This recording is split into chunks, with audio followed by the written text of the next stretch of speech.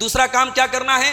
فتنوں کے دور میں فتنوں سے جہاں تک ہو سکے بچو اپنے آپ کو اور اپنے پریوار کو بچاؤ فتنوں سے۔ حرام خوری کا فتنہ ہے، اپنے بچوں کو بچاؤ۔ بدکاری کا فتنہ ہے، اپنے بچوں کو بچاؤ۔ مال کا فتنہ ہے، اپنے آپ کو بچاؤ، جہاں تک ہو سکے بچاؤ اپنے آپ کو۔ اللہ کے پیارے نبی فرماتے ہیں ستکون فتن، فتنوں کا زمانہ آئے گا، القائد فیہا خیر من القائم، فتنوں کے دور میں جو بیٹھا ہوگا وہ کھڑے سے بہتر ہے، والقائم فیہا خیر من الماشی، جو کھڑا ہوگا وہ چلنے والے سے بہتر ہے، اور جو چلنے والا ہوگا وہ دوڑنے والے سے بہتر ہے۔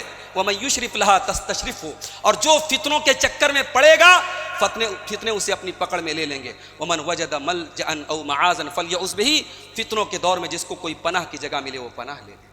اللہ کے نبی فرماتے، بخاری اور مسلم کی روایت ہے کہ وہ زمانہ آنے والا ہے ان یکون خیر مال المسلم غنم یتبع بها شعف الجبال، فتنوں کا ایسا دور آئے گا کہ انسان کا بہترین مال چند بکریاں ہوں گی جن کو لے کر وہ پہاڑ کے اوپر چلا جائے گا، یا پھر بدین ہی، اپنے دین کو بچانے کے لیے۔ یعنی ایسا دور آئے گا انسان آبادی سے دور چلا جائے گا، مجھے نہیں رہنا ہے یہاں، مجھے فتنے سے بچنا ہے اپنے آپ۔